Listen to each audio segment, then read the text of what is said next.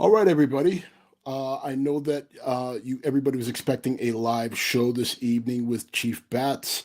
Um, I'm not really sure what happened. So, due to circumstances beyond our control, it doesn't look like we're going to have a the live show tonight.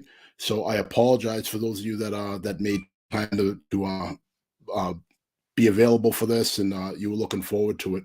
Um, if anybody has any questions or anything pressing in the meantime, I will hang on for a few minutes um, and just talk to anybody who has anything that they want to run by me, anything they want to go over for the next couple minutes. And again, I can't stress enough that anybody who was disappointed was looking forward to this. I apologize. Like I said, it was not something that was planned.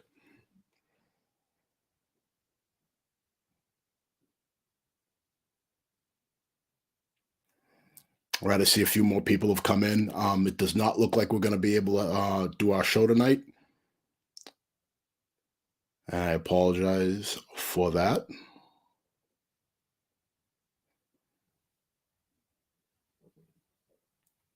Thanks, Wade. I appreciate that. Things definitely happen. That's the nature of this business. So thank you for being understanding about that.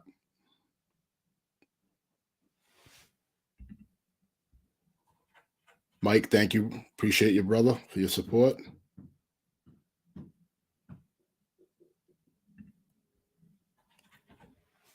I just thought it was important for me to get on and not leave people hanging. That's not really how we roll here. So I good, bad, or indifferent, we will face it head on.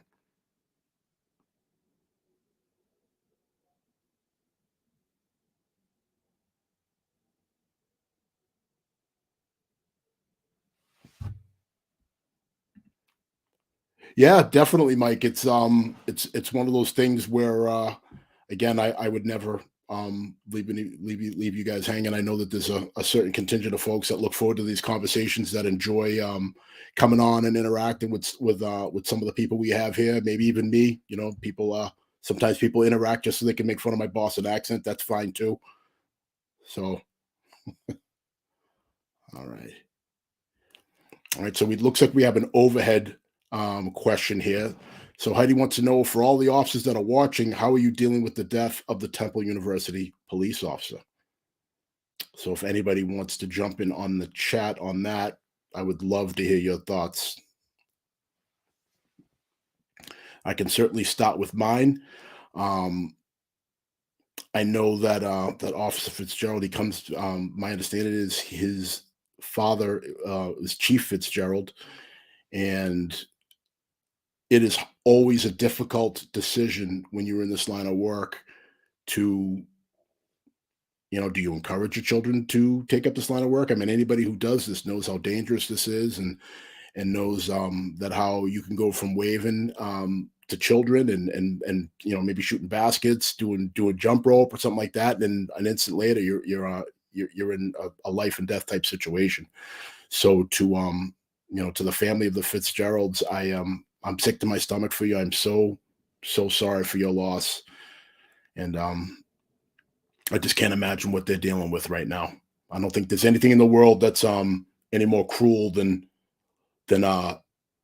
losing than a parent outliving a child. So my heart goes out to that family. Yeah, Kaisha, we were looking forward to it as well, but it's just kind of the way things roll sometimes. So I apologize. Thanks again for taking the time to check us out. While I have you here, Kaisha, you might be interested in this last question. I'll put it back up. Was for the officers that are watching, how are you dealing with the death of Temple University officer Fitzgerald? So if you have any thoughts on that, please go ahead and throw that in. Yep. Sorry, Donnie. You just got me tonight. I I don't have. I wish I had a story for you. I don't have one. Um, so this is the first time this has happened. So I apologize. Made it 9 seasons. This is the first time. So all All right, Kaisha says it's been very somber here in Philly, and Fitz was beloved, and I'd expect nothing less. Having somebody that that came from a police chief father that was revolutionary. He was big into procedural justice and treating people right and doing things the right way. So I'd have to believe that he raised his son that way. So I can imagine that the people in that jurisdiction miss him terribly. All right. So Kaisha says his father was very well respected in Philly PD before going to lead other agencies. I have no doubt of that. So again, any other thoughts on Officer Fitzgerald from Temple University PD?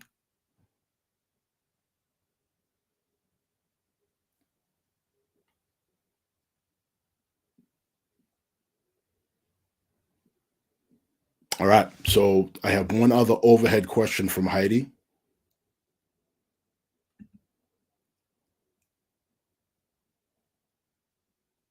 Stand by one. All right. I saw in the news that Mass is looking to lower the age of correction officers to 19 in order to get more candidates. What are your thoughts on this? Pros and cons. So 19's young. 19 was young when I was 19. And it seems like the younger folks today, I don't know how anybody out there feels, but I feel like the younger folks today have less life experience than a 19-year-old did in years past. So that could be tough. Maybe you'll find a diamond in a rough or a star, but that 19 is young. So let's see what you have to say. Donnie says 19-year-old kids won't do well with hardened cons. To my point, I'm not sure who Donnie is. Sounds like he's got some time on the job, so he has probably an understanding of what that would be like. All right. Kaisha's back and says anyone who's an FBI LEDA graduate, Chief Fitzgerald is also the second VP of LEDA. How's it going, Roberto? All right. Mike says he's not a fan of lowering the age of law enforcement candidates. Mike, if you could just maybe a little more meat on the bone with as to why, supply the why as to why you're not a fan of lowering the age. Kevin says 19 is crazy young. All right, to my point, it is difficult for me to imagine a 19-year-old in today's times walking a tier with hardened criminals that are seasoned at picking out people that can be manipulated, people that maybe they can kind of have their way with a little bit. So I don't know. Don't get me wrong. I don't like blanket statements. Doesn't necessarily bode for all 19-year-olds, but that would be I don't know very many 19-year-olds that I would feel comfortable having in that situation. But it's what we have to be. What has to be done is not enough candidates to go around for policing or correction. So I applaud the outside the box thinking. All right, Kaisha says overall, I believe 19 is too young for the job. I went to the academy at 20, but I was more mature than the average 20-year-old. Again, I agree. I think it was a different time, Kaisha.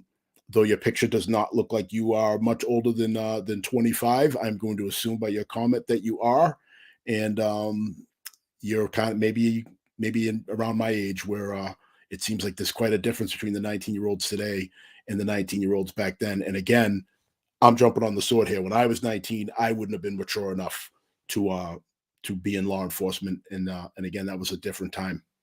So, all right, Mike says, to my point, not enough life experience for the 19-year-olds in law enforcement. So I think we're all in agreement on that. That could end up being very difficult. But again, if we're being fair, law enforcement leaders are being charged with trying to find solutions to hiring and staffing and retention. And I can't fault anybody in a leadership position that is willing to try something outside the box to try to fix this staffing crisis that we're all in all over the country. But definitely here in the Northeast, we're having a tough time attracting candidates. I think for really the first time ever. Good points.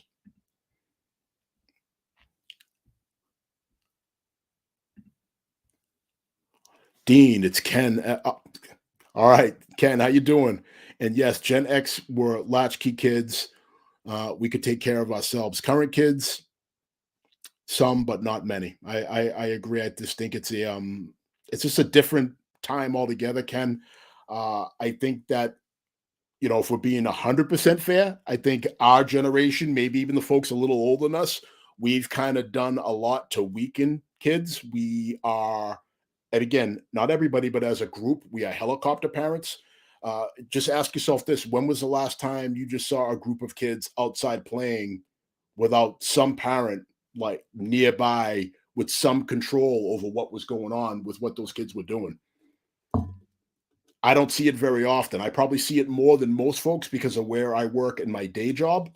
But where I live, it's not something I see very often anymore. And it's a shame that kids aren't outside playing pickup games, aren't outside just kind of figuring things out for themselves. Parents um, have gotten themselves involved to the point where it's become too much, and now everybody's trying to protect their kids from getting their feelings hurt, and want to make sure the kids always feel awesome, and this and that, and it's just it's having a bad effect on life. So, just my 2 cents on that.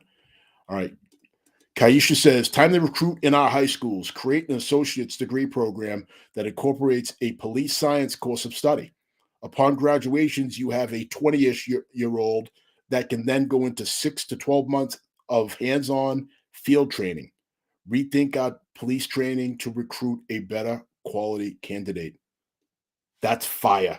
Kaisha, I think you got something there. That's a great idea. I think if you're available at some point, I think we should connect. I would love to pick your brain more on that. I think I think you're onto something there. Maybe doing something where we extend the academies and start the training at a younger age. Maybe that's the way to go. Great thought there. All right, so Kevin's back. He says back in the day, the sheriff's department would have spares in quotation marks or part timers, which would pick up the slack with staffing. Any idea why that stopped? So, Kevin, I can tell you right now, I can only talk about where I am. I've only worked in law enforcement in the Northeast, and a lot of departments do have part timers. But here's the thing: now with post requirements, the part timers have to basically have they not basically have to have the same training and meet the same standards as the full timers. So if you think about it, we are in if you are looking for a police job, you are in a buyer's market right now. This could not be a better time for people that want to be cops because everybody's hiring. So if everybody's looking for full timers, as I'm sure you can imagine, Kevin, the people that wanted to be part timers years ago were people that wanted to be full timers. So now people are able to walk right in and get full time jobs now, so they don't have to pay their dues, so to speak, by working their way up as part timers like they used to. And quite frankly, there's not a ton of people that want to keep their day job that just want to dabble their feet in the in the fire of being a police officer in today's world because of all the scrutiny. So it's a true crisis of leadership. Um, which is interesting because that was going to be a little bit about what we talked about tonight. So, great question, Kevin. Thank you for that.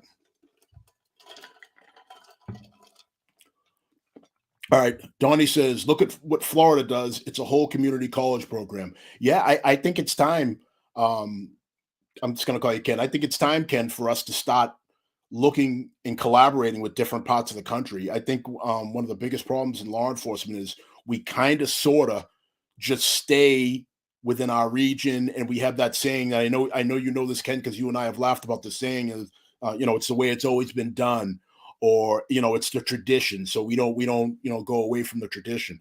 Well, maybe that saying gets used a little bit too much, and it's time for people to start breaking away from that mindset and really start embracing collaboration, and maybe law enforcement people from across the country need to start working together and really truly sharing best practices and best ideas, not just relying on these big organizations like your FBI leaders and what have you. People need to just talk and get on platforms like this and just put it out there. Just let's get put our heads together and come up with some great ideas.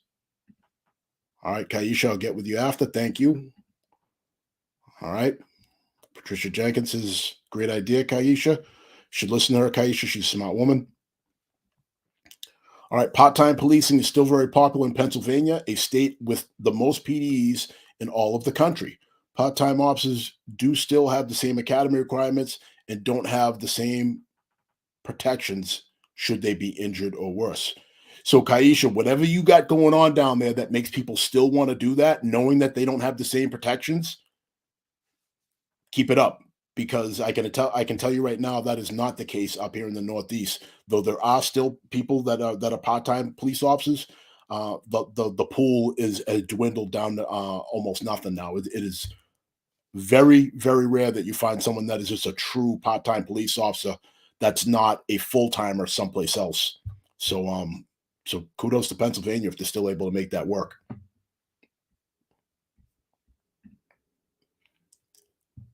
All right, anything else?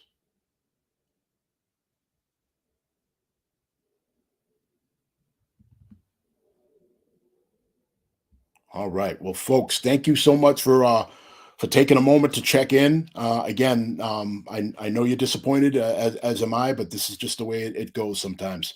So I will definitely put something out before our next live show, and we'll pick it up right where we left off. So, folks, thanks again for checking us out. And as always, hashtag supply the why. Have a good night. Thanks.